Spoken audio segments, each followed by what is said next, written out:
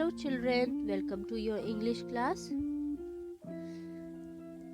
The day today is Tuesday and the date today is 11th of January 2022, and today's topic for your English class is chapter number 14, Leonardo da Vinci.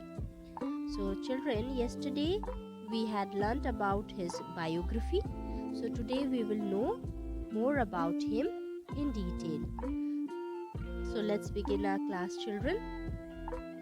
Da Vinci's drawing of the Vitruvian Man has emerged as a cultural icon today, meaning to say that the Vitruvian Man has become a cultural symbol in today's world. The image has been reproduced on everything from t-shirts to books to even the euro currency. So the image that you are seeing on the screen is the Vitruvian Man, and this image can be seen everything right from t-shirts to books to even the euro currency. The drawing is an illustration of the theory of Vitruvius. So this drawing which you are seeing is actually an illustration from the theory of Vitruvius. And who was Vitruvius? He was a 1st century Roman architect. And what does this drawing depict, children? It is a male figure whose outstretched limbs touch the circumference of a circle and the edges of a square and the navel at the center. The image demonstrates a blend of mathematics and art as well as Leonardo's deep understanding of proportion. So this drawing has got a significance in itself. Why? Because it has got a blend of mathematics and art in it. It has got a mixture of both maths and art. Why, children?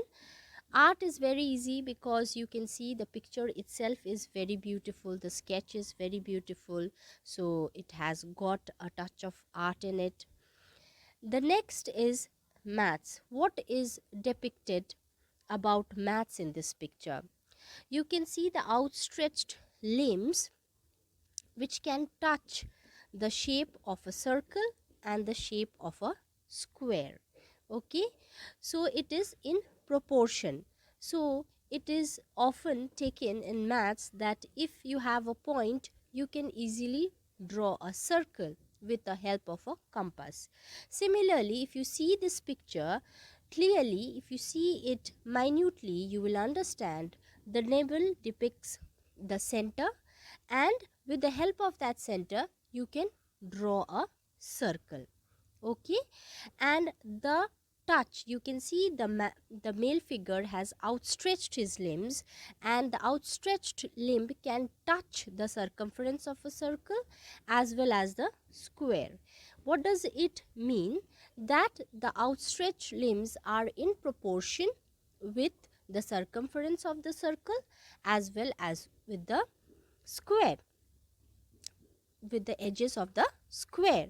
So here it shows a mathematical proportion.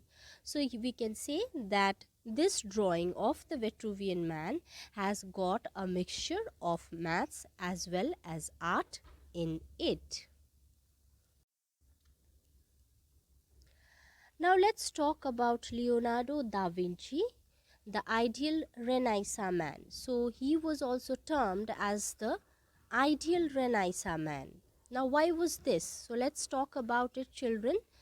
Although Da Vinci will always be remembered as an artist, he actually spent more time working on his scientific endeavors. So we can say that actually he spent more time working towards his scientific achievements. The term Renaissance man is often associated with Leonardo da Vinci for his creative knowledge and skills in a number of different areas. He was given the name the Renaissance man because he was not only attached to the sketches and paintings, but he had got a vast knowledge, and that too a creative knowledge, and lot of skills in different areas, be it literature, be it mathematics, be it sculpting, etc. His detailed sketches and distinct artistry displayed a large role in his inventions, and his sketchbooks later provided evidence that Da Vinci had imagined many ideas long before the technology to build them actually existed. So, through his sketches, what we come to know is that he had a great role in the inventions. Whatever was invented, whatever was discovered, that was through most of those discoveries were made by seeing those paintings, by seeing those sketches, because he had already portrayed it through his painting much earlier. Many things and many such sketches also show us that he had imagined many such ideas even long before the technology could build them. Actually, that time the technology was not so updated that they could build everything as it was drawn, but the idea was already the idea was already born in his mind, and which he had portrayed through his pictures. So that's why he was known as the ideal Renaissance man. Now let's talk about the first helicopter, which was not built until the 1940s. However, one of Leonardo da Vinci's sketches from the late 15th century is believed to be the predecessor to the modern day flying machine. Now, it is often said that the first invention of the helicopter was also derived from a painting which Da Vinci had created, and it was because of this sketch the inventors were inspired and they had built the helicopter. They had discovered, they had invented the helicopter. It was his fascination with flight that inspired him to invent the anemometer. So he had a great fascination towards flight, towards flying.